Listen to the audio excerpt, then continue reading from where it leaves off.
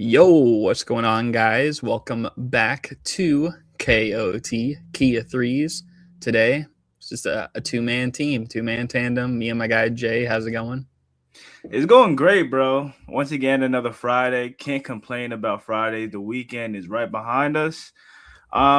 Christmas is next week. I'm very excited about that. And I'm really excited about my team winning the NBA Cup, but I'm not going to touch on it too much right now. I'm not going to touch on it too much. Yes, sir. And I know you guys have seen us on just, the two of us on some Fridays. Might be the most frequent appearance of guys here. But the good thing is that, with winter break, starting for a lot of us and, semesters ending for school and everything, that you'll be able to see some more guys from Fridays on Tuesdays and Tuesdays on Fridays, including our boy Jay right here. So for Tuesday's sake. But why don't we start off with your team, Jay? The New York Knicks are NBA Cup champions. How I guess how does that feel to see your team finally win today? I will say, like Carl Anthony Towns said, it looked good to see Knicks and champions on a shirt. It's been a while since the New York Knicks, the orange and blue, had a reason to celebrate. There hasn't been a legit competition of this type that the New York Knicks has come out successful. And even though it's just the NBA Cup as of right now, it still means something to me, Garrett. This is significant. Yeah. This is important. The Knicks organization should have hung a banner for this. The NBA Cup is important. This is a competition with real NBA players and NBA teams, and we came out victorious. A lot of people was absolutely gawking the San Antonio Spurs for giving the OKC Thunder their second loss of the season. Impressive for sure. Vic went out there hooping, but when he came up and looked the real dog in his face, looked him in his eyes, he folded. The San Antonio Spurs cannot keep up with our elite, efficient offense. We have shooters everywhere. And let me tell you guys one thing. X factors for the New York Knicks going into the playoffs, two guys. Mitchell Robinson and it's Tyler Kolek. A lot of people may say, whoa, Miles McBride? Shout out to Miles. But Tyler Kolek provides something different that this team does not have. We have scorers everywhere, and that's what Miles McBride provides for us coming off the bench. Appreciated for sure, and he's great at doing that job specifically, but Tyler Kolek is a pass-first point guard. With Jalen Brunson, the type of identity we have with this team when Jalen Brunson is the main ball handler is completely different from when Tyler Kolek is out there. And we know a pass-first point guard can elevate any big in the league because those pick and rolls become that much more deadly. When Tyler Kolek is out there, not only does Mitchell Robinson look way better because he's always rolling to the rim and he's able to consistently seal his man, but he's not often found. Tyler Kolek is going to make Ariel Hukporti look that much better, even though he does not get that much play time. But Tyler Kolek and Hukporti, they're going to be a duo you want to keep an eye on coming off the bench. Yeah. Mike Brown, once again, I cannot glaze you enough. I cannot, Mike Brown. I was very critical on the Knicks getting rid of Tibbs, but Mike Brown, you saved me. You saved me. After the Indiana Pacers gave us belt in the playoffs, I was on the edge. But you saved me, Mike Brown. I love this year's team. We are different from any past Knicks squad ever. We mean business this year. Garrett. Yeah.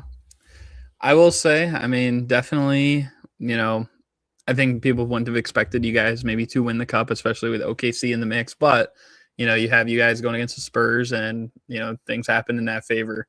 I do think that, Tyler Kolek is definitely one of those X factors. I don't know. I feel like Hukporti tripping, but I feel like he had really good minutes last year still too in some big games. So it's like, I don't know. I think that them as a duo off the bench can be huge. And especially for the sake of, this is a team that really hasn't had a whole lot of depth, but also, hasn't really seen what that depth could look like, under Tibbs. He's playing more of a starters. And obviously that showed success over year to year, like getting further, but we're able to see now like what it looks like from a whole team standpoint. And I've said it before that I think as good as Jalen Brunson is, I think the team is at its best when they really don't play through him. Like not now, what I mean by that is like play through him, but don't like just Jalen Brunson ball. You know what I mean? Like sometimes they get caught up in that. I feel like, especially in playoff scenarios when things are getting tough and it just keeps going worse and worse.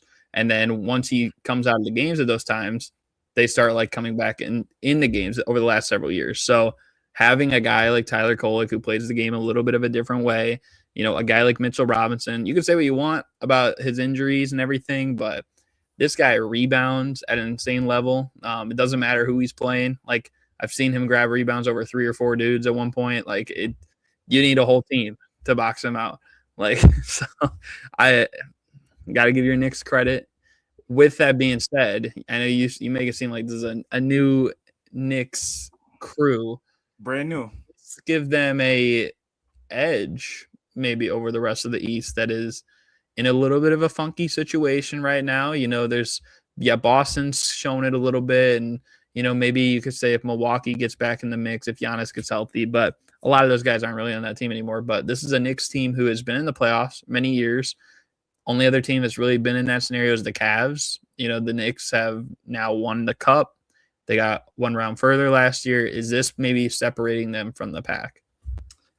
Absolutely. And there's a lot of people out there that also have this type of mindset that think the Knicks are phony. We're going to make it to the playoffs once again and blow it. That's not what's going to happen. Mike Brown has our offense humming. Okay. The Knicks have never been such an efficient, such a lethal offense under Tom Thibodeau. And as of right now, it looks like we got our swagger back in terms of being an elite defensive squad as well. And if the offense can continue to hum and our defense elevate and match them on that same level, there's not a single team in the East, healthy or not. Jason Tatum, please come back so we can give y'all a belt once again and send your ass home once again. There's not a team in the East, healthy or not, that can beat the New York Knicks. I do not care. Giannis want to stay on the Bucks? Go ahead, belt. Orlando, Franz Wagner, they don't know who the best player on their team is. Belt. Cavs, we gave y'all belt already. Belt again. Come on, bro. Yeah, I mean, what I will say is right now it's hard to refute it. I think that your team is definitely leading the charge in the East. If a team like now, I will say with the Cavs' sake is they have had guys injured. They have not looked good. I definitely agree with that. Probably not even as good as the Knicks if they were healthy, but that definitely plays a part. I think the Celtics as well. If Tatum comes back, he's ahead of schedule on his recovery, but also, I mean, we can't deny there's also a team ahead of you guys in the standings right now in the East, and that's Detroit. So, Detroit could also be a threat in terms of defensively, rebounding wise. I think they're maybe one of those other teams that could match up well with you guys. I think that from the 3-point land, you guys have that edge, but yeah, I don't know. I mean, it's going to be a really interesting playoffs, and I think with you guys winning the cup maybe helps make that happen even more, because if you're the Cavs, you got to turn it up now. Like you guys and the Knicks were the two compared last year. You guys and the Thunder were the two compared last year. How are you going to respond in the playoffs? A team like Boston, who lost to you guys last year, how are they going to respond, especially if Tatum's back? A team like Detroit, number 1 seed, you know what I mean? Orlando, the whole Desmond Bane, OG Anunoby beef going on right now. And even like the Knicks Heat rivalry, that's been brewing over the last couple of years, and it's like a historical beef as well. So I think that it's going to set up for something interesting. With that said, though, are they the top team overall? Because you said that no one in the East can touch them, but there still is a team over there in OKC and a team over there in Denver that might make them worry. Garrett, you're a funny guy. You said, how am I a funny guy? You said Detroit Pistons? You said the Miami Heat. The Miami Heat, Bell. Detroit made you guys Garrett. sweat last year. Hey, I'm gonna say Detroit made you guys sweat last year. Yeah, because and as much as you guys are better, the Pistons are also better. You can't deny that. Nah, Mike Brown is going to out scheme JB Bickerstaff in terms of a workaround in with their defense, because Tibbs did not know what the fuck to do. He was like, Jalen Brunson, please save us. And that's what happened possession after possession. But Jalen Brunson is talented enough to save us against that Pistons team. And I will say, to give the Pistons credit, they did not have Isaiah Stewart. And I said this before, if the Pistons had Isaiah Stewart, there's a good chance we would have lost that series. But we didn't. And once again, any team in the East, healthy or not, is getting belt. This Knicks team is different from anything you see in the past. I don't know, man. I just remember in game 1, and I think it was game 3, when the Knicks went on 2 big runs. And that was also without Brunson, too. That was by committee. But I just think that they went on 2 runs. Without those 2 runs there, the whole series last year is different. You know what I mean? And of course, as we're saying, like, the Knicks look better. They're on pace for a better record. They look like a better team on both ends of the floor. They're playing more guys and everything. But the Pistons are also better. And the Pistons, just like Boston, like I said, like, I'm sure Boston's going to come out with a little vengeance. If they play New York in the playoffs, they're going to remember that. Now, they can only do so much, right? Especially if Tatum's not 100%. But I'm saying the Pistons are going to be thinking that too. And the Cavs are going to be thinking that too. A lot of teams, Boston. you guys, what'd you say? Boston? I'm supposed to be scared of Jordan Walsh? Okay. You should be scared of Jordan Walsh. Okay. Hey, man, give Jordan Walsh credit. I saw that dude in Summer League. He dunked 3 times in 4 plays. Respect Jordan Walsh, but you're not ready to go up against that orange and blue. You're going to fold just like everybody else. Looks like the Knicks are phony, apparently. It's a Shaq Daddy G7479. And apparently Mike Brown only saved room for seconds. That's crazy. That's crazy. Hey, respect Mike Brown, bro. What the fuck? Wait, this is actually a diabolical comp. Anyways, so I mean, with all that said, I mean, I feel like we've talked about your team in the East and everything. Is there anything else you want to add, or should we keep it pushing here? We can keep pushing. You want to go to the rest of the teams in the East, like see how we compare, or you want to move on? I think first let's do the main theme of the show here, and then we'll bounce back to that, and then we'll go to the list thing that we were going to talk about. So the other thing, of course, as the stream indicates, Rookie of the Year debate. I think right now, there's been a lot of good rookies, great starts of the year, but it's really between 2 right now, and that is Cooper Flagg and Con Kneppel. The teammates as well. Like, that's just crazy. You know what I mean? Guys who grew up playing together, and now they are the top 2 in Rookie of the Year. I think Con Kneppel started off like definitely on a better heat wave, and he's been consistent, all throughout. But I think Cooper Flagg, the last couple games, he's shown us something that no rookie has shown us yet this year. So if you had to pick maybe between Coop and Con, I guess, like, what do you think the Rookie of the Year standing looks like right now, and how do you think it'll end up? All right. So first off, I'm gonna pick between Coop and Con. Garrett, and I'm pretty sure I make this vocal every single time. I am a Knicks fan first, a Hornets fan second. Con Kneppel is my Rookie of the Year, only because he started the year off extremely hot. I'm talking flamethrower hot, and he has continued to play at that level. And in my opinion, I kind of see him developing as we watch him, because game after game, we're seeing him put the ball on the floor more. We're seeing him facilitate for his teammates more. He's not just a catch and shoot guy, come off screens and shoot the ball type of player. He can do it. There's a lot in his offensive arsenal that he has to work with, and he's putting those tools to use. Cooper Flagg, did start the year off slow. Is it because of his own doing? No. J Kidd wanted to play him at point guard, and we understand there's some growing pains with a rookie as young as he is to put at the point guard position, especially because we're in the most talented age of basketball ever. And there's just a lot of incredible point guards Coop would have to guard, and offenses are a bit more complex. So it's a lot that comes with being a point guard in this day and age. But Coop but the Mavericks realize that Ryan Nembhard is pretty damn good. All right, so we're gonna make him our point guard. Boom. Coop, go back to your natural position, and he has been hooping ever since. Cooper Flag, I never lost faith in you whatsoever this entire year. Even at the beginning of the year when he was struggling, you could still see like he was a really damn talented player.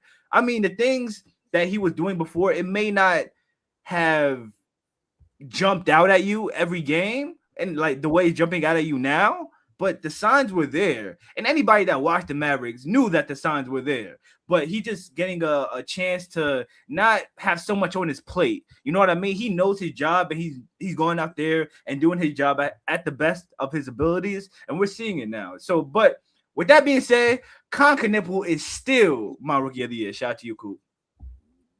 Yeah, I think it's fair. I think that between these two, there's really no wrong way you could go. I would still say that I think Cooper Flag is going to win it by the end of the year. And I think even right now, I'll still lean toward Nipple. I'll say that. But I think that as soon as by the end of 2025, start of 2026, I might change my mind and say it's Cooper Flag. Because I'm looking at, Coop so far this year, they're averaging very similar numbers. Both their teams are in very similar spots. I think actually, correct me if I'm wrong, but I think the Mavericks have leapfrogged them in the standings now. I think early on the Mavericks were below them, but now they, which really means nothing because both these teams are at the very bottom of the league anyways. But, just for any particular edge. And I think Cooper Flag, definitely the defensive edge over Khan, but also 3-point shooting has been Khan's edge.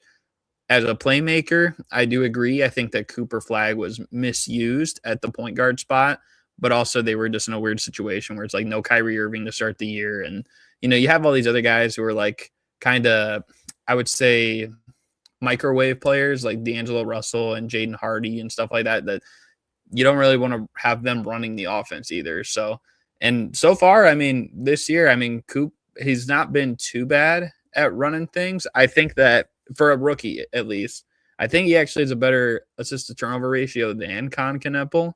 And granted, maybe you could say there's some games where AD plays that takes some defensive pressure away from Cooper, whereas Kneppel, like, especially if LaMelo's not playing, like, he's definitely getting the most attention every night. Maybe if Brandon Miller's not playing too, but I think even right now, Kneppel's been better than him this year.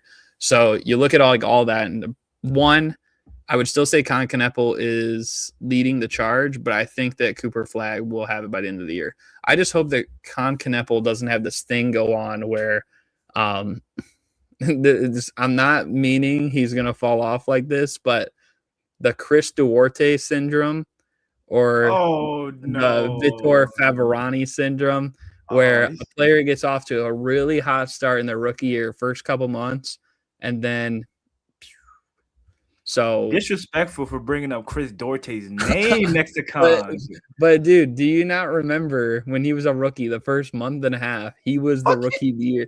He was leading the rookie of the year. He was insane. I made a video, bro. I made a video saying he was the next Paul George, bro. Fuck yeah, I remember that shit. But dude, do you remember Vitor Favarani or no? No, I don't know that one. That was in 2013-14. So that was the year actually Michael Carter-Williams, who is another example of this probably, that he won Rookie of the Year. The first 3 or 4 weeks, MCW had that big first game. Then he kind of slowed down. Favarani, bro, go look up if you don't know. Vitor Favarani for the Boston Celtics that year. This was right after they got rid of KG, Paul Pierce. It was full season with the team. Bro, he was hooping for a solid 3 to 4 weeks. His Linsanity run will be told in legend. But he fell off, unfortunately. And I'm not saying like Colin Kneppel is going to fall off and be like out of the league like that guy, or maybe even Duarte. But I don't want him to fall off where it's like a good example really of this would probably be Jared McCain, because Jared McCain had a great rookie year last year. So far this season, he hasn't looked that great, you know, and I know he's been getting a little less minutes, but he's also been shooting the ball worse. You know, he just doesn't really look strong enough for the game, I would say right now. Defensively, well, yeah, but I mean, the thing is, it's like we already have like this hope of something happening right now, and then you see it diminish the next year. Like, I don't know. I hope it's not like a plateau thing. You know what I mean? Where it's like you have your highs high, or you have your highs early. Yeah, I don't know. Khan just seems like such a solid, like sure player, and he just seems like such a sure thing. With that being said, I just want to like take a moment to give credit to the Hornets front office for not only nailing the Colin Kneppel draft, because they could have 100% took Ace Bailey, but also nailing the Brandon Miller draft, because there was a lot of debate between him and Scoot Henderson, and 100% Brandon Miller was the way, obviously. But I just have to give some love to the Hornets front office. People don't really show the Hornets any love whatsoever because they've been trashed for years. Gotta show them some love sometimes. Bro, remember when the game with the G League Ignite? Oh my God, that's 192, and it was Scoot versus Wemby, and people were really thinking who's going to be the number one pick. Yes, man, bro. Those are real conversations being had. This was a real conversation about 3 or 4 years ago. If someone's like really new to the game, even newer than like Wemby, like they've only watched the game since Wemby's been in the league, this is a real conversation, is who's going to be the first pick, Victor Wembanyama or Scoot Henderson. Brandon Miller, they were like, Brandon who? You know, like they didn't care about him. And Scoot, on some mock drafts, was put number one. They say it was going to be the next John Wall, but better. Crazy as hell to think about. Yeah. Scoot not even a top 5 player on his team now. I don't even know if he's a top 10 player on his team. Shout out to Scoot. But I think my other thing too, and maybe this is just why I guess I trust Cooper Flag a little bit more, is I mean, just looking at Dallas, everything especially they went through over the last year with like the Luka thing, but not only just that, it's like they made the finals not too long ago, you know, a year and a half ago, they were in the finals. So this is a team who's had high expectations and a lot of pressure.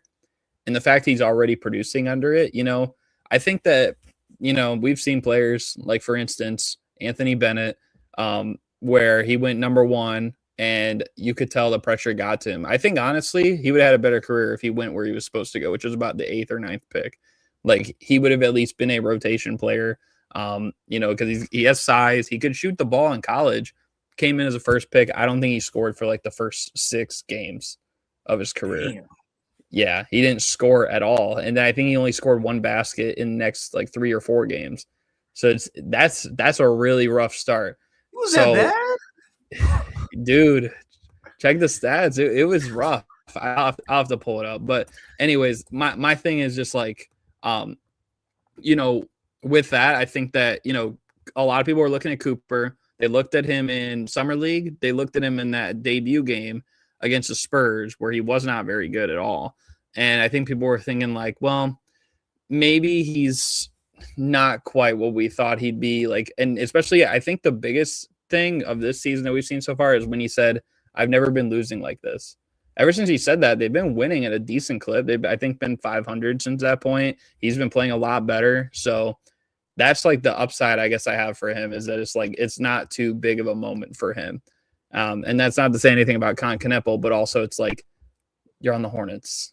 And, you know, the Hornets just, we haven't seen it like that consistency of a team with a culture in Charlotte for how long, you know what I mean?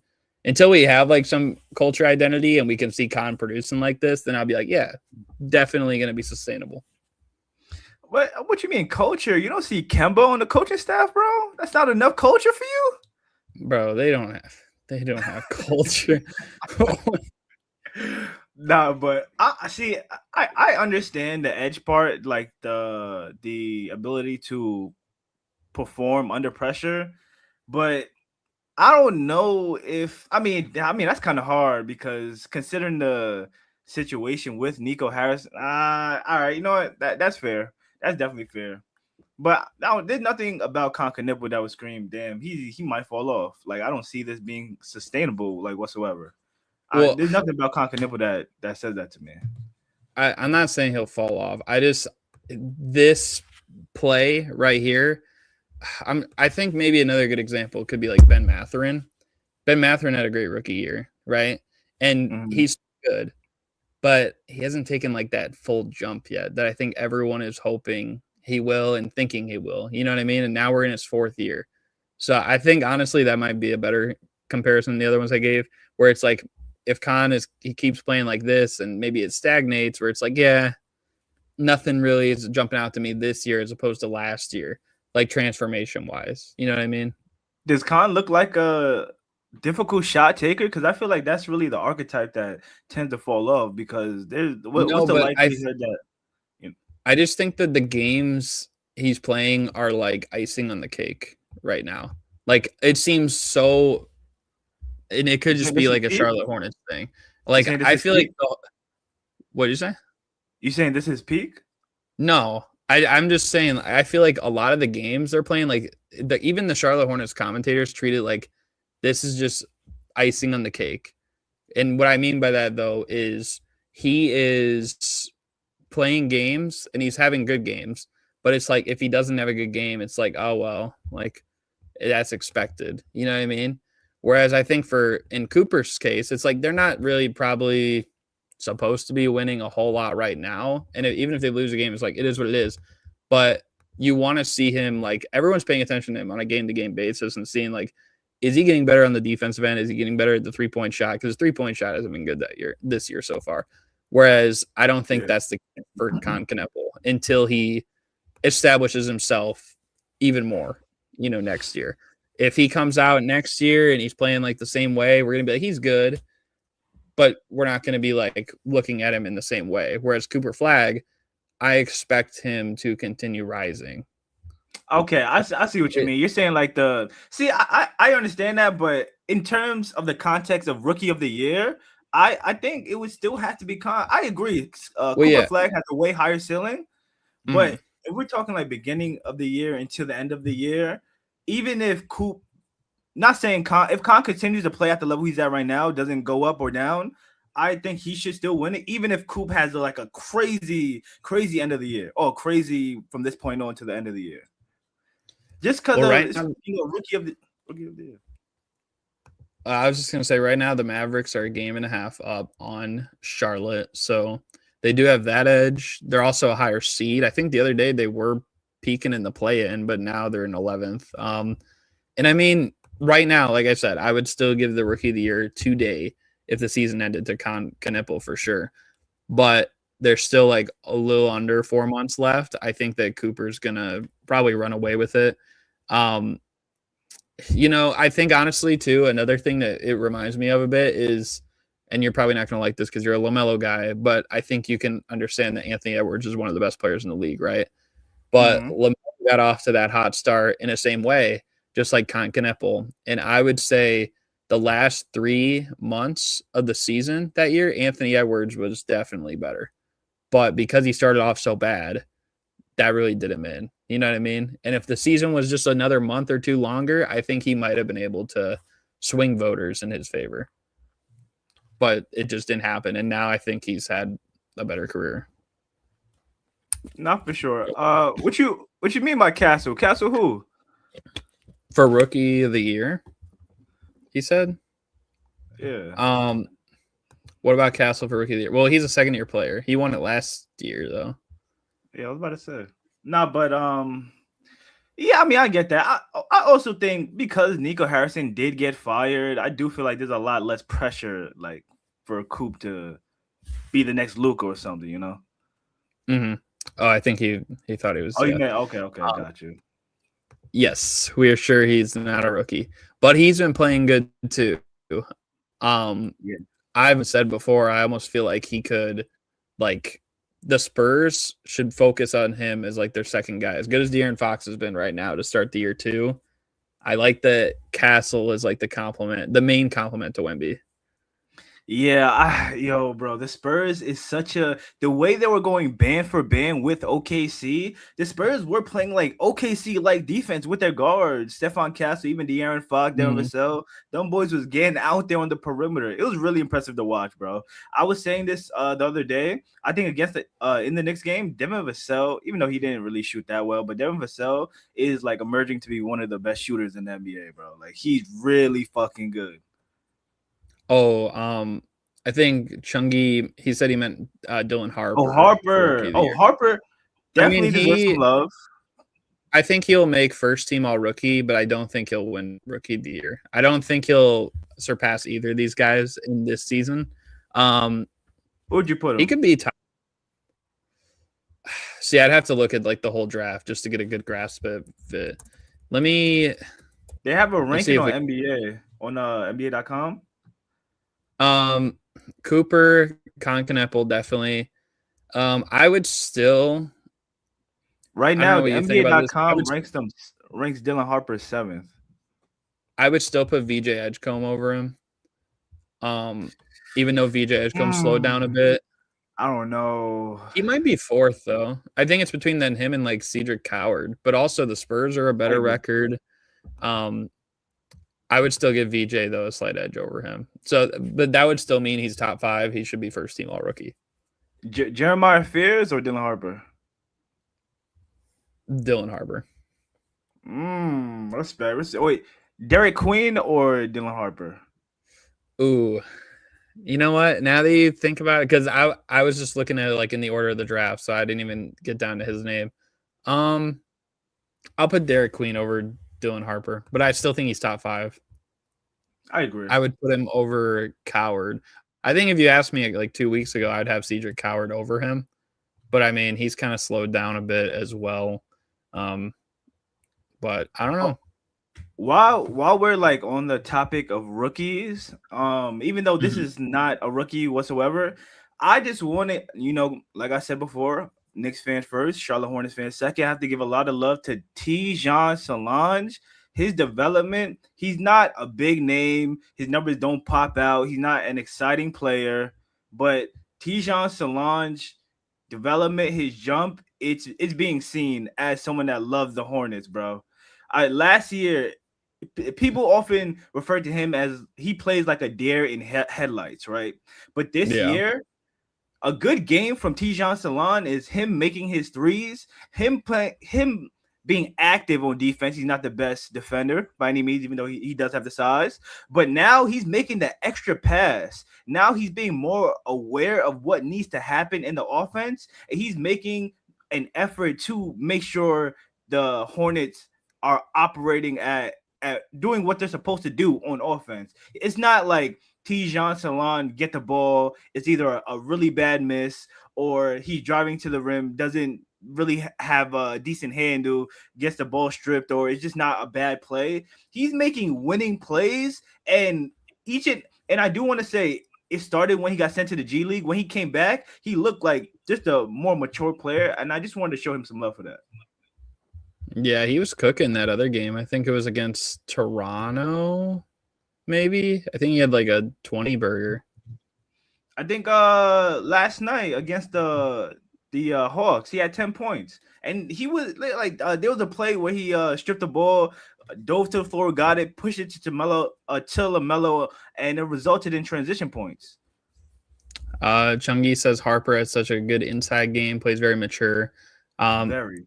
I think I low key, like, I don't know. I'm a slight hater on Dylan Harper just because he took Kawhi's jersey number, but I forgot he took his number 2. Yeah. You did mention something though here with Kawhi, where you said, "What do you think the Clippers are? When do you think Clippers are going to get punished for cheating with Kawhi? Or they're getting punished right now? They suck."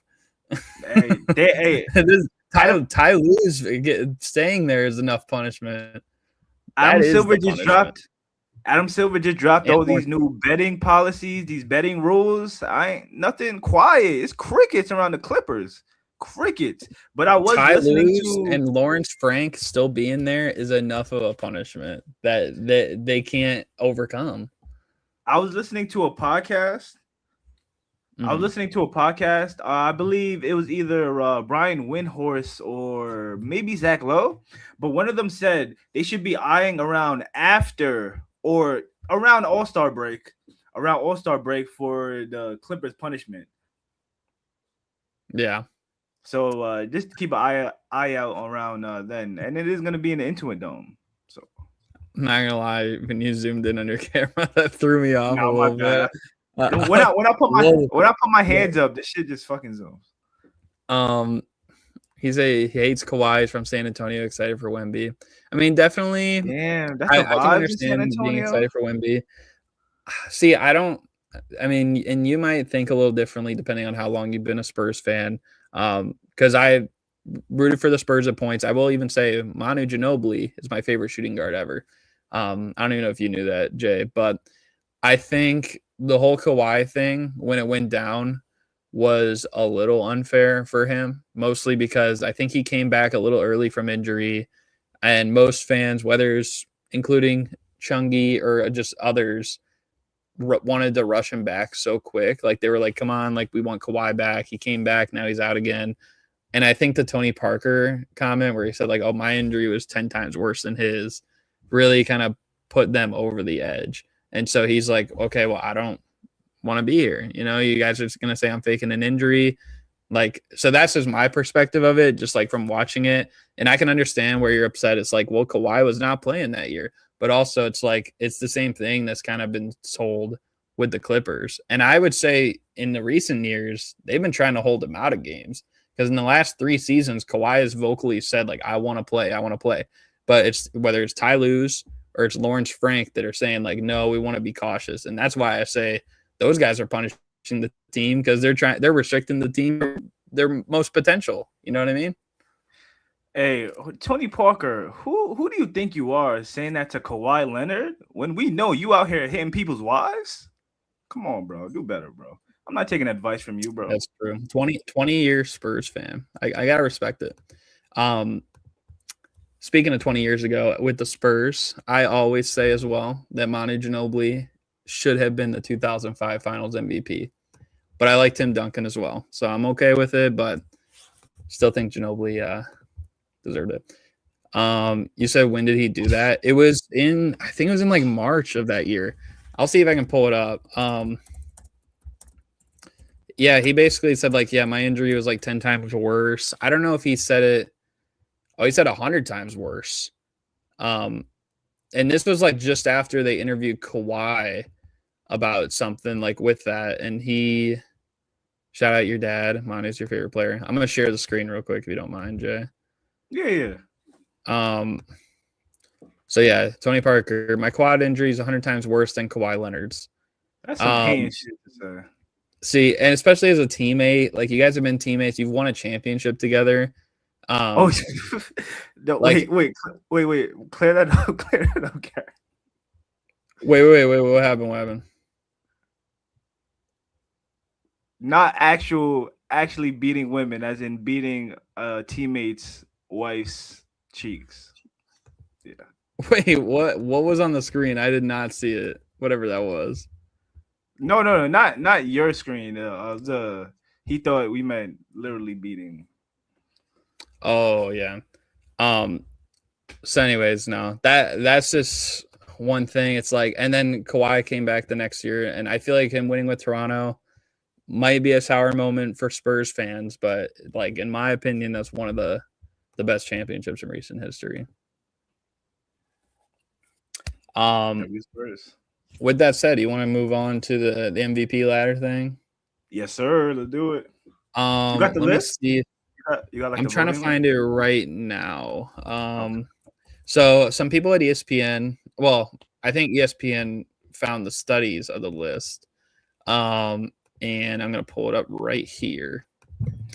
So it says If the season ended today, media members would vote Shai Gilgeous-Alexander as the MVP per ESPN, where he received 865 points in their latest survey, 57 first place. Jokic received 42 first place votes and 822 points. Luka Blazing. third with 432 points and only one first place vote. After that, we got Cade, Brunson, Giannis, Maxey, Wemby, Jaylen Brown, Donovan Mitchell, Anthony Edwards, Steph Curry, Alperen Sengun, and Jalen Johnson with a point too. Why the fuck is Steph Curry so high? Like the Warriors are doing something. I've been saying this for a while. I feel like Curry's overrated at this point. Bro, he has excellent PR. Like, dude, Curry is not doing all that. The Warriors are under 500. He's missed games. Defensively, like as much as people might say, oh, that last championship, he turned it up defensively. He's not even that anymore defensively. I don't know if you've been like watching a lot of that. Like he just like allows a lot of blow bys. He gives up on a lot of plays. Like it's bad. Yeah, it's crazy because we don't realize, even though Steph Curry got great genes, but that brother's 37. He got miles on him. Like I don't know.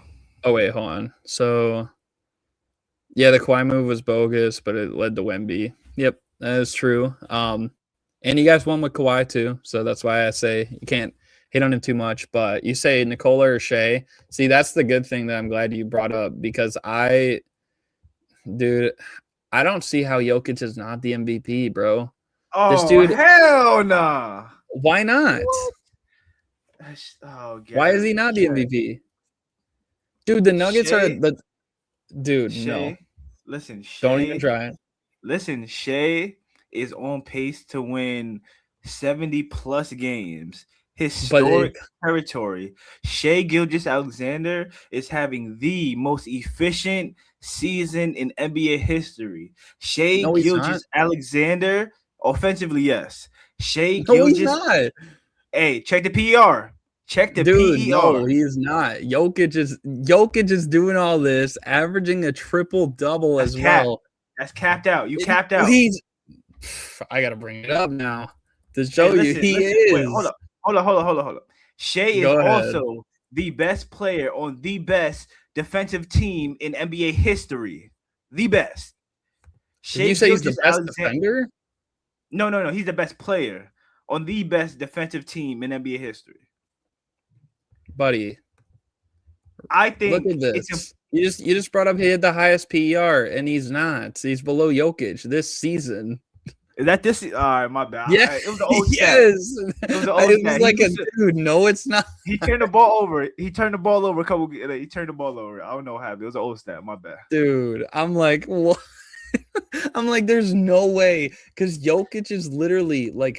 Let me just read this for you. The guy's averaging 30 points, 12 rebounds, and 11 assists. Now you might be thinking, as a Russell Westbrook fan, seen it before. You know what I mean?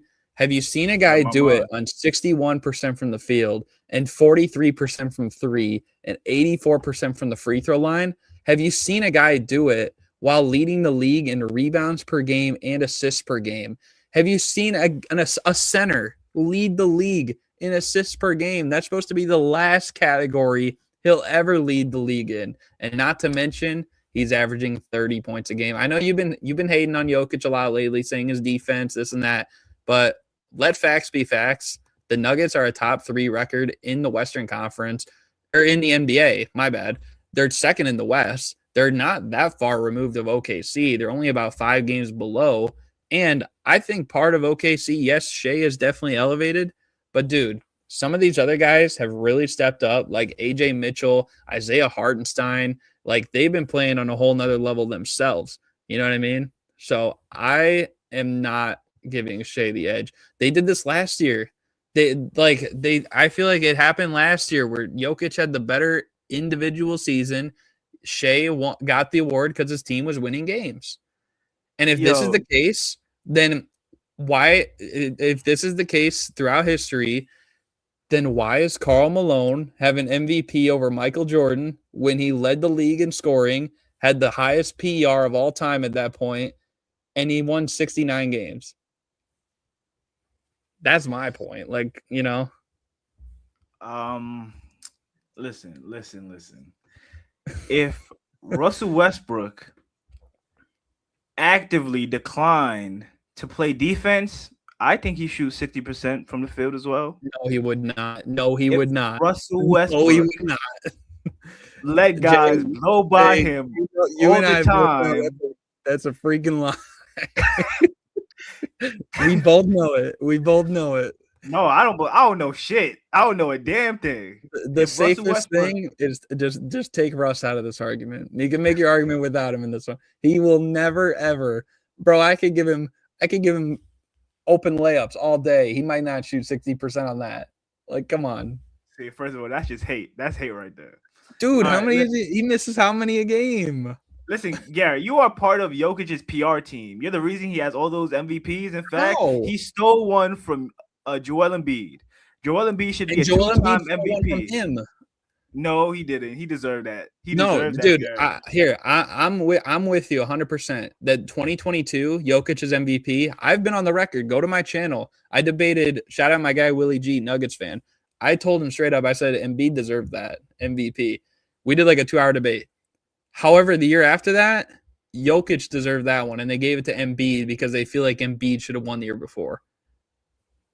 You know what? That's fair. I'm not even going to debate that. That's fair. Okay, I agree. Okay, I agree. He definitely should have won that. Do you think that there's some MVP like bias against Jokic now because he's won 3, and they might think like, "Hey, your time's up." I mean, because to be fair, like, you could make the argument over the last several years that maybe Giannis could have won an MVP. I think you could have made a great argument for him in that same year we just talked about where Embiid won.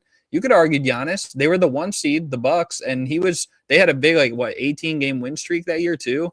He was playing better than ever. I think he was second in lead in scoring that year, right? I think it was Luka, then Giannis, then Dame or something, right? So, or no, my bad. It was Embiid. Then it was Giannis, then Luka, then Dame. So, I don't know. I think that it definitely exists. I think that it's right now, like they make it seem like it's Shea's time and Jokic, you're done winning MVPs. I don't get that. The dude's averaging a triple-double on the most efficient season ever. You've never seen that from your guy. I'm sorry. You can't say that. Listen, bro. Listen. I feel like there is no bias that's not in favor of Jokic. I feel like when it comes to MVP talk, it's always in favor of Jokic.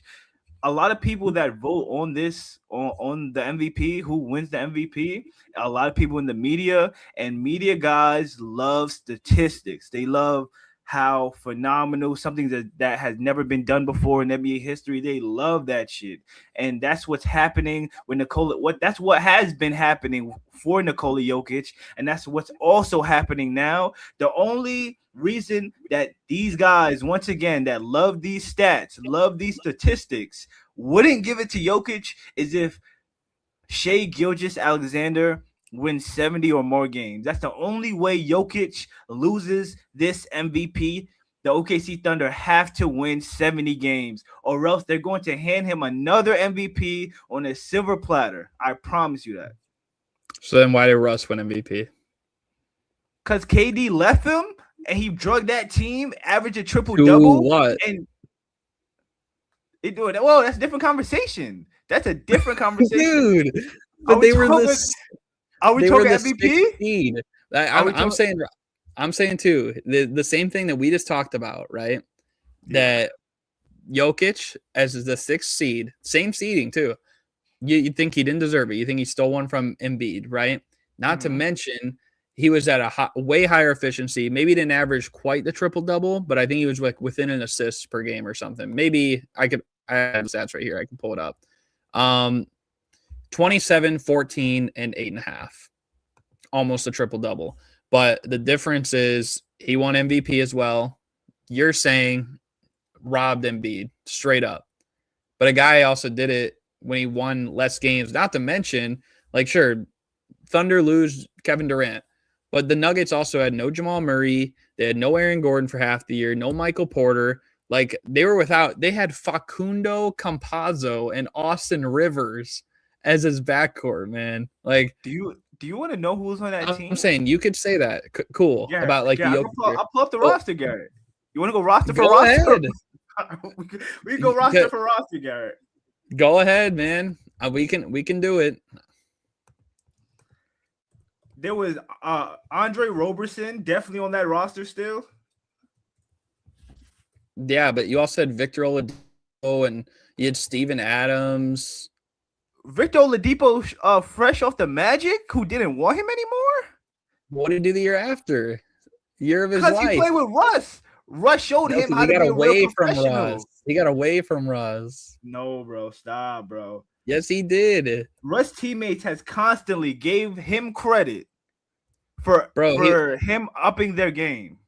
Dude, when he was in OKC, he literally said that he didn't feel the need that he had to be totally in shape. He transformed his body that offseason when he got to Indiana because of that. Where did he learn it from, Garrett?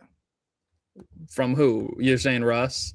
Yes, bro. He learned how to transform his body because of Russell Westbrook's work ethic. Now, wait, hold up. Let's go down with him. Hold on. Let's go down this OKC roster because since you think it's that much better than Denver's, we got Andre Roberson, we got Ennis Freedom. Is his name on Basketball Reference? He averaged 14 and 7 that year. You know, he wasn't a bad player that year for sure. One of our bright spots. We had a raw DeMontis Sabonis. We had Taj Gibson. Still solid skill. Taj Gibson. Yeah. Doug McDermott. He was starting like half that year with us. Taj. Jeremy Grant. Campaign. Yeah, Jeremy Grant was good.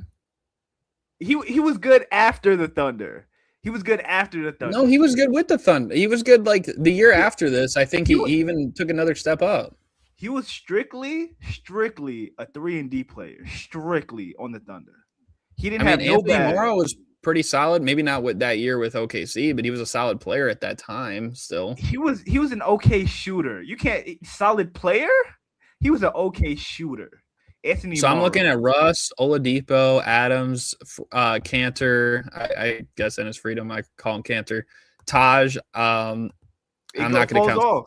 It falls off, bro. Sabonis, Doug McDermott. Doug McDermott wasn't bad. Yes, the fuck he was. Gary, you're lying. Yes, he wasn't. No, he wasn't. He was, bro. How was he bad? He was not good on that team, bro. How many minutes? Dude, what do you mean? He was playing bench minutes, and he was doing good in his role. He played 20 minutes a game in 22 games, bro. He was not good, bro. He was not good, bro. Okay, fine. We won't count him because he played 22 games, but I still think that he wasn't bad. Jeremy Grant, okay. Yeah. And then I'm looking at this Nuggets team right here. I'm not counting Michael Porter Jr. because he played 9 games that year. But sure, Aaron Gordon. Bro, Monte Morris, is he even in the league anymore? No. Will Barton, is he even in the league anymore? No. Austin Rivers, is he even in the league anymore? No. Facundo Campazzo, Jay, is he in the league anymore? No. PJ Dozier, not in the league anymore. Bones Highland, but what's the stigma around Bones Highland? Inconsistent shot chucker. Now you got Jeff Green up here. Jeff Green was playing the 5th most minutes on the team this year in 2022. This guy is been retirement home since the championship. I'm looking at Zeke Naji getting big minutes. Dude, they had to sign, like, bro, what are some of these names? Like Peter Cornely, Carrick Jones, Bulls legend. Like, come on, man. Listen. All right, for roster, that Nuggets roster might be really. I'm saying, man, like that's a terrible team. That shit's awful. What the hell? Guess what? They won even one more game than the Thunder that year. 48-47. Listen, I have a question because this has turned into a Russ versus Jokic debate. What is harder, Jokic getting assists or Russ getting rebounds? Jokic getting assists. Why? Why? For a lot of reasons. For one, you got to set up your team in a scenario where you can score. Not to mention, dude, do you know he averaged 8 assists per game with that trash lineup? Do you know how easy you talked about? Remember, like spoon feeding Curry the one time, right? Do you know how easy he had to spoon feed his teammates to make that happen? You know what I mean? He averaged over 10 assists per game last year in a team that was not deep. Granted, you have Jamal Murray and Aaron Gordon. No, don't do that. Wait, Garrett, don't do that. That team was not as bad as the 22 team you're talking about. No. I'm not saying they were, but I'm saying he averaged 10 assists a game, and outside of Jamal Murray and Aaron Gordon, that team really didn't have a whole lot of other players. Michael Porter Jr. inconsistent. Your guy inconsistent. I mean, Christian Brown was good in spurts, but other than that, who else? All right, no. Wait, so you're not even gonna bring up Aaron Gordon? What? No, I did. I just did. Roll the tape. I did. I said outside of Jamal Murray and Aaron Gordon. Okay, my bad. Bro, that's like 2 players though. You don't have a team, you know. Hold on, you underplayed Michael Porter Jr. I guarantee he shot 40% last year. I literally saw games, and I still see it sometimes now, where Russ just like hangs around the rim. He doesn't box out his guy like just to get that last rebound or something. You know, he did it a lot with Steven Adams. He yelled at him one time when he grabbed his rebound. Bro, dude, do you know how many Sombor triple-double? Do you know what a Sombor triple-double is, first of all, or no? No. That's what the Nuggets announcers call when you get a triple-double, or you get like 10, 10, or 10 or more, and then the other thing is at 9, which means you are 1 away from a rebound or an assist. And they say, like, Jokic, I think they said in his career, do you know how many Sombor triple-doubles this guy has? How many?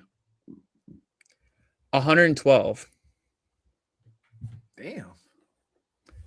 So think about if he actually like went for that last stat and he got to that final, dude, he would blow away with the triple-double stat.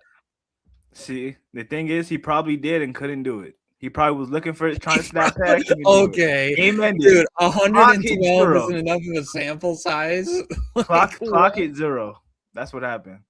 That is not true. You and I both know that. You and I both know that this was a lost cause for you. As soon as you said Russ would shoot 60% if he didn't have to play defense, that is never happening. That's the truth, bro. That's the dude. Truth, has he ever shot over 50% in his career? I don't think he has. From the field? Nah. Yeah. Nah, he hasn't. Like his best efficiency season was the year with Houston, which is what I think is really his best season. Outside of that, he's never shot over 45. Bro, you're going to say he's going to shoot 60 now? It's not. And let's be real. Let's be real. I mean, even the year he won MVP, he was sacrificing his defense a little bit. Was he not? Yeah, for sure. But when you have a lot on your plate like that, sometimes you're just asked to do so much that you have to pick and choose where you want to expend all this energy with, or like how you want to spend it. So basically, you just gave Jokic a pass. Thanks. I didn't give him a pass, but you want to know why? Russ has never ever had a team constructed to fit his needs the way the Nuggets have constructed the Denver Nuggets around Nikola Jokic. You know why? Ever. But you know why? Why? Can't do it. Hey, why is that? Because you can't succeed in that way. But the first year after Durant left, that should have been a perfect opportunity. You get Paul George. That trial. That was not the first year. That was not the first year. No. I'm saying no. Hold on. I'm saying you play 1 year after Durant. They didn't have Paul George, but you had that run that showed you, okay, like this could be our number 1 guy. Then they went and got Paul George, and they got Melo and a few of these other guys, right? They only 1 year went by. People thought, maybe Paul George just wants to be a Laker. Bro, he signed a hefty contract to stay. People thought that was going to be the team for a while.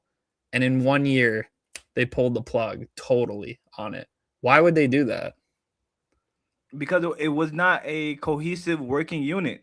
In hindsight, like you But that used he's with still like Russ is still playing today.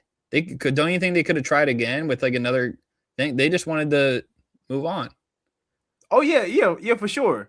But I don't think in that position, in that time, Paul George would probably be the most ideal player to have alongside Russell Westbrook. At that time, let's not forget, Paul George finished with the Thunder, a top 3 MVP candidate.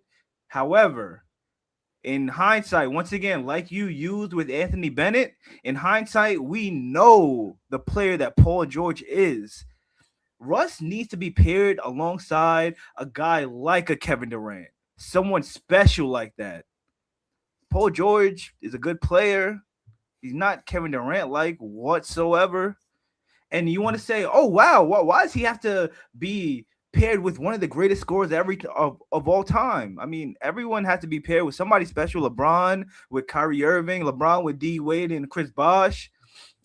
Steph Curry even wanted KD to play alongside him to continue to beat LeBron James in the finals. I mean, James Harden went along to join Kyrie and Kevin Durant because you need special players to win a championship in the NBA. And in Russ's post Kevin Durant career, he's never been gifted a talented team. He's always been asked to raise the floor. Always been asked to raise the floor. The only time there was a GM willing to try and construct their team to fit Russ's needs was with the Rockets, like you said. And like you said, Garrett, he had his most efficient year of his entire career. But that Rockets team, so quick. That Rockets team was extremely flawed. And not only that, in the playoffs, Russ got hurt before the first round even started with a quad injury. My thing is, so I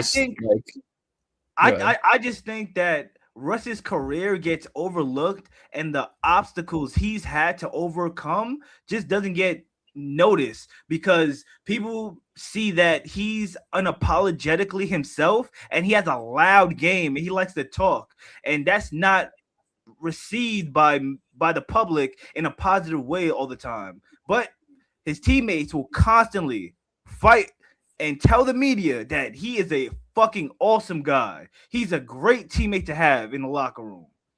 But the outside noise, the media constantly paints him in a negative light, but don't realize everything he's had to deal with in his career.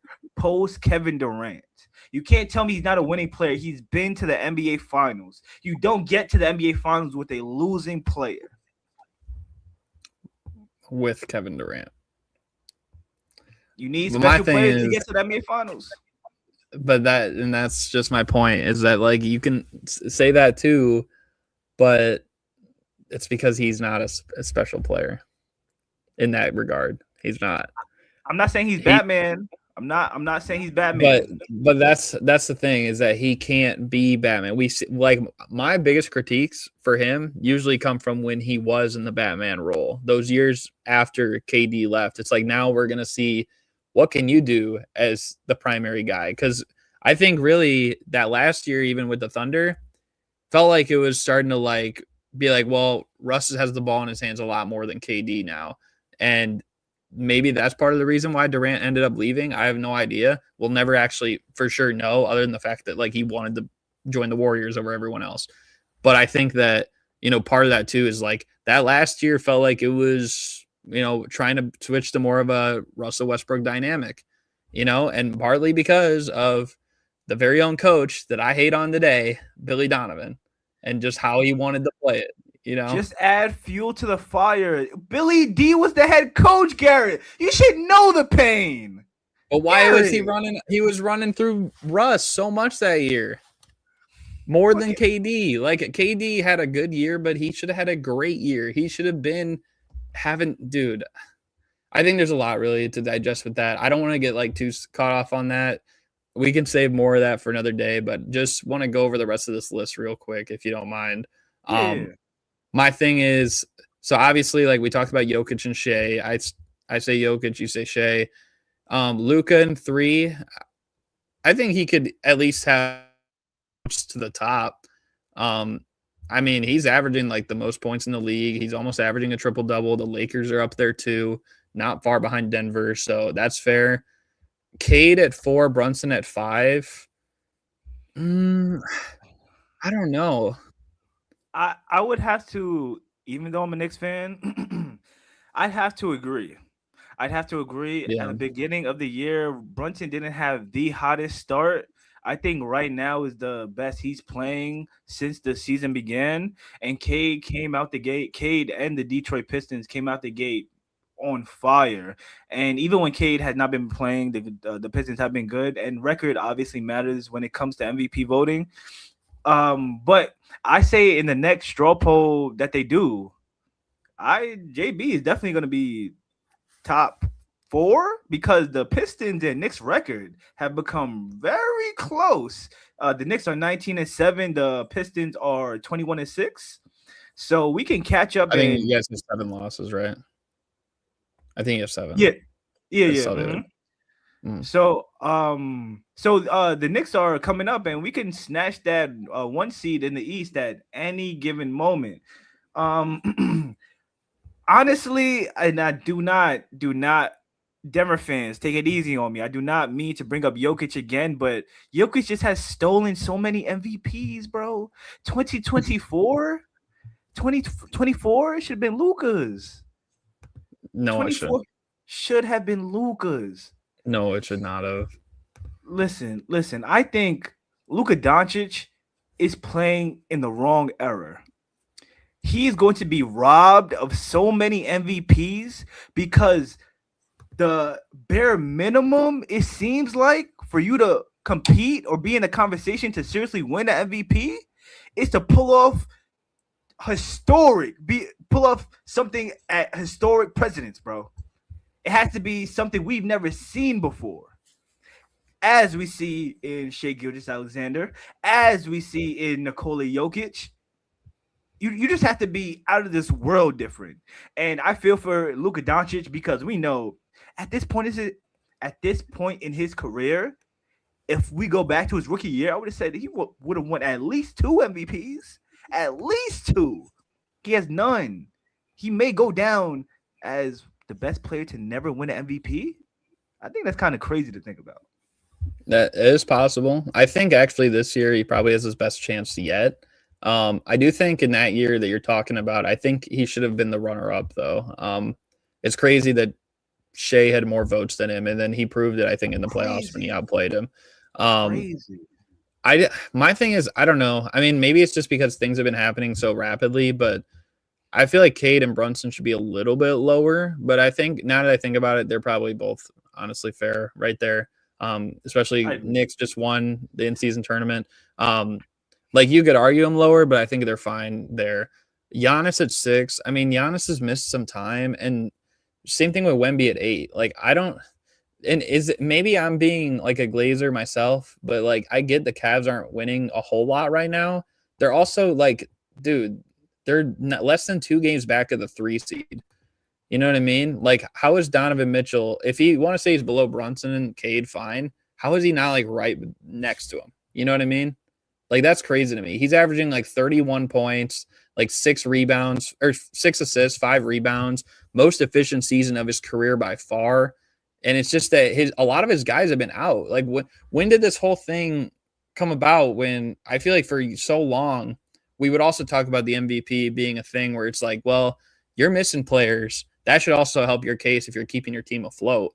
And like, dude, Jared Allen's missed time with a freaking finger injury, and Darius Garland with his toe, and now Evan Mobley's out. And, you know, even other guys like Max Strus has missed the whole season. Larry Nance has missed half the season. Lonzo Ball has missed like half the games. And did I say Sam Merrill? I don't know if I did, but he's missed like half the games too. Like, that's only almost their whole team. You know what I mean? Like, I think you could argue him as high as 4, but after they've been losing it a lot of games lately, I'm okay with putting him 6. I think he should be over Giannis and Wemby right now, though, just because Giannis has missed so much time. And Wemby missed a lot of games. And right now he's still like getting back in his groove. I feel like that's disrespectful to a guy averaging 31 points a game, trying to See, like Garrett, keep his team afloat. my only pushback would be some of the losses are like losses that shouldn't even happen. But that's not his Charlotte, fault. That's not his fault, Atlanta, though. Charlotte, That's what I mean. Atlanta, the Bulls, Portland. I mean, That's not his fault, though. I The get it. only It's a team game. It's a team game for sure, but we can't excuse the losses as well. But that's my thing. They're still 15 and 13 with all that said. They're tied in the win column with the 4 seed. You know what I mean?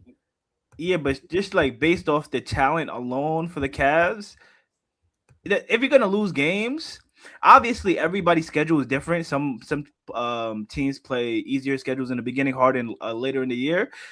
Those are games that you have to win because eventually the schedule is going to continue to get harder and it's not going to get easier for you down the road. Yeah, you will get healthier, but these are games that you want to make sure you have in your back pocket, just in case a tiebreak or anything like that. So let me also just say this too, because they have Giannis like 4 spots ahead of him, right? Yeah, 4 spots ahead of him. Like Giannis is averaging 28, 10, and 6 this year. And Donovan Mitchell's averaging 31, 5.5, and 4.5, right? The Cavs are higher in the standings. Donovan Mitchell's played 10 more games.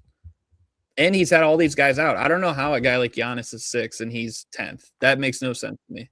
You know what I mean? I don't know. I feel like That's different. like a stigma thing because of like, oh, he's Giannis, in my opinion, and that's not fair. Defense carries. I mean, sure, defense matters, but like, does it carry by 10 more games when you got a guy who's averaging more points and more assists, and he's been shooting more efficient as a whole for the year? I don't know. It just to me, from outside looking in, because I know you're a Cavs fan, it just looks like that the Cavs has been extra. I mean, you're not a Donovan Mitchell fan. Mitchell fan. My bad.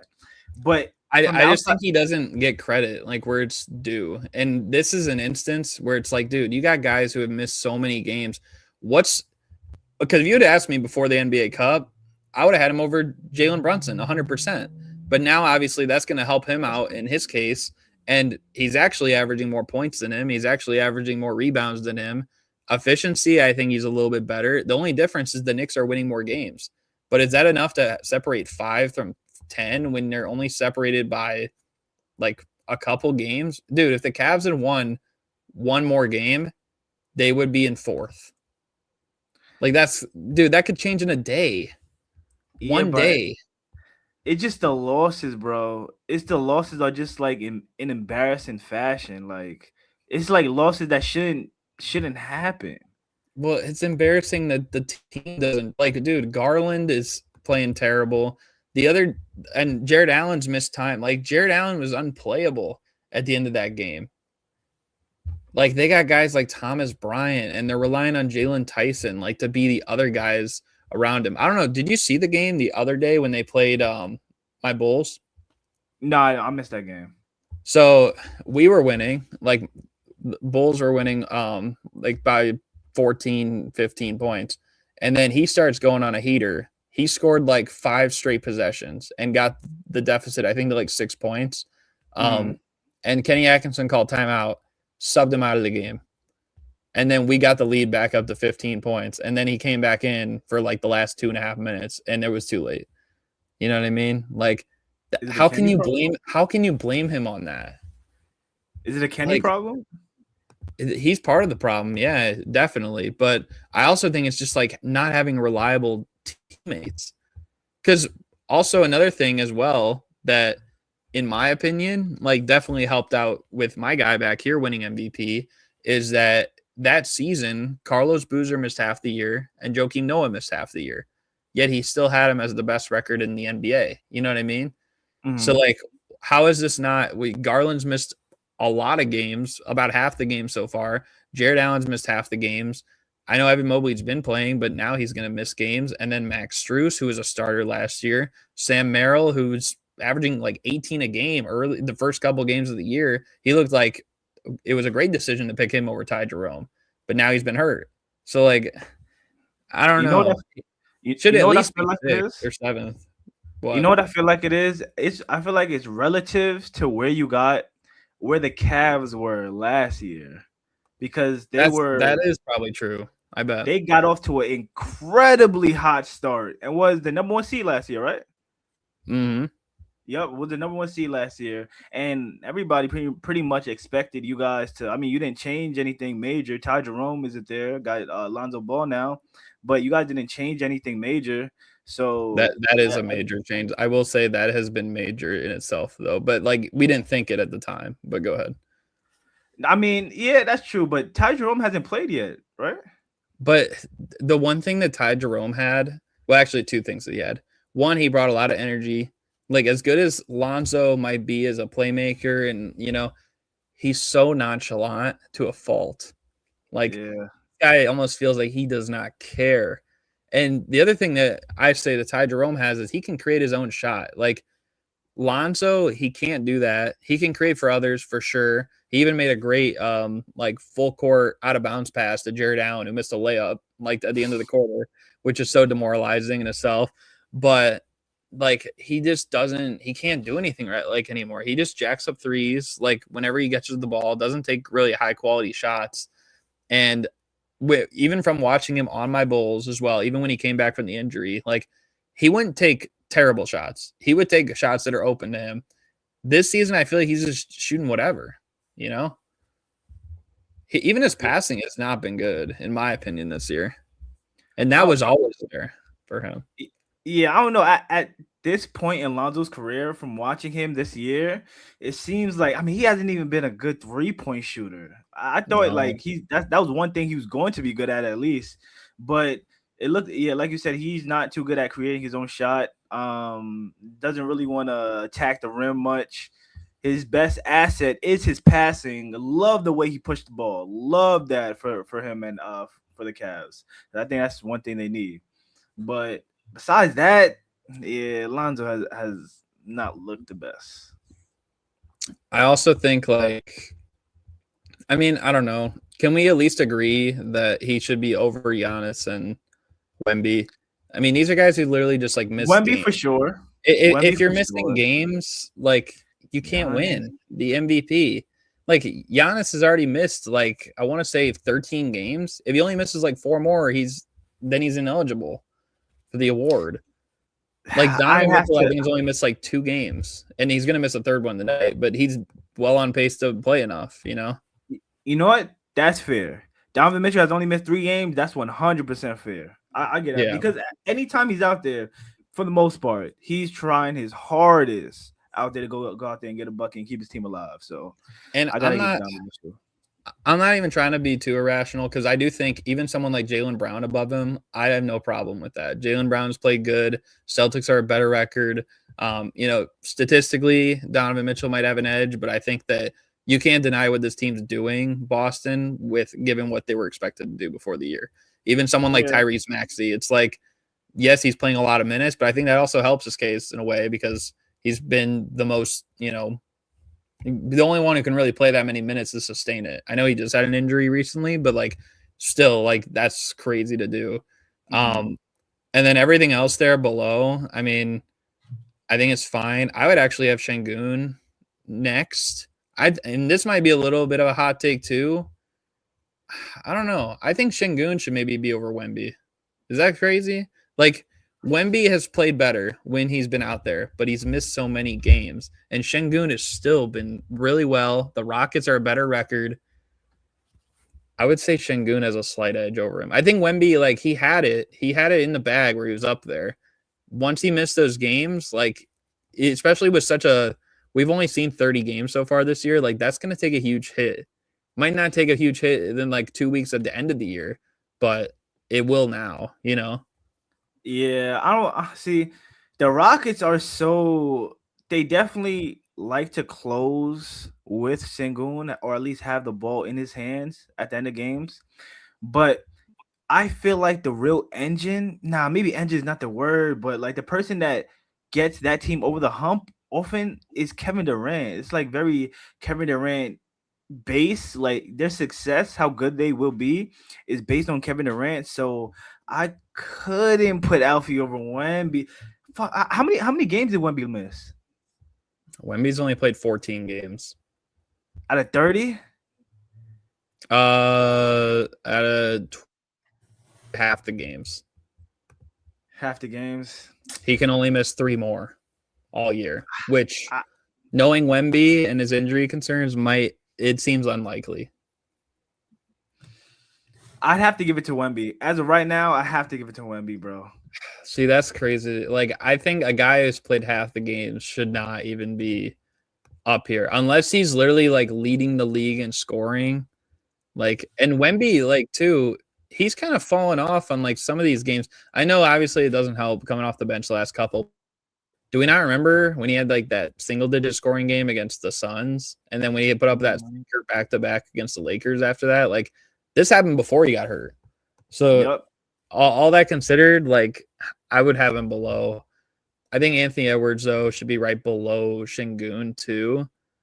And like you said, and I agree, I don't know why Curry's even on this list. He should not even be in the conversation. Jalen Johnson should be above him.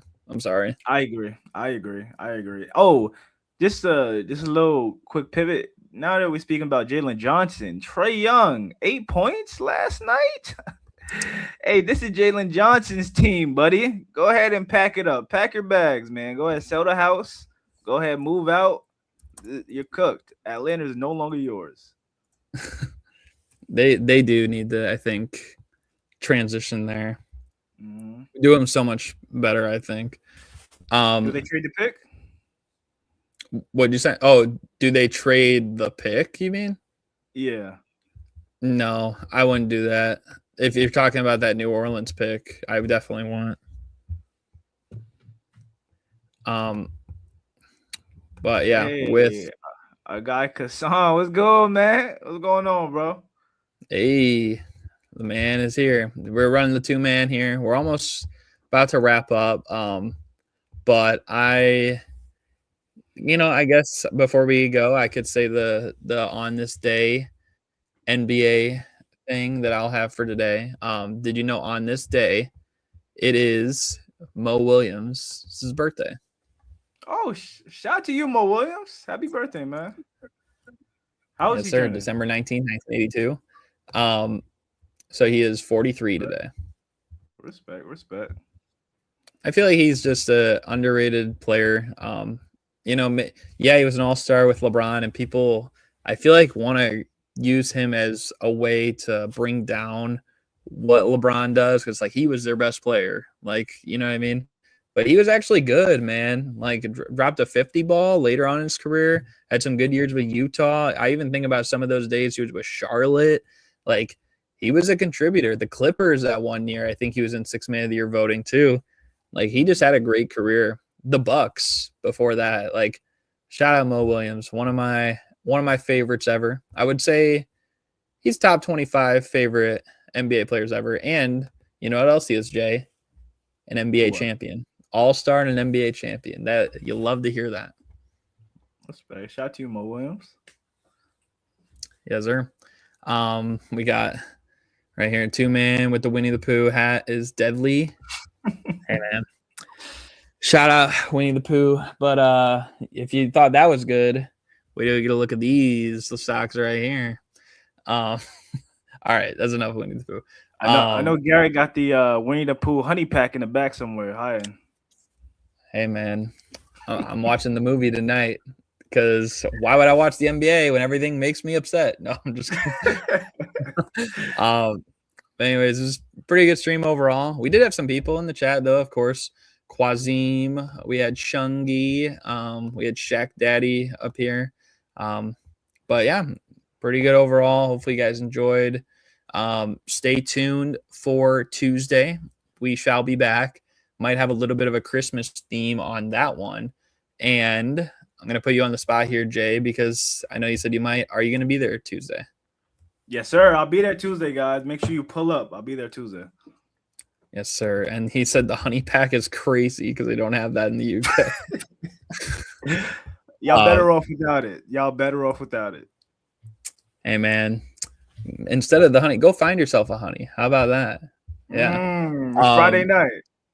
Maybe a little Christmas gift, coming early this year. But anyways, you guys can do that now that KOT is over. I know this is the big thing for Friday nights. And yeah, man, we will see you guys on Tuesday. Again, hopefully you guys enjoyed.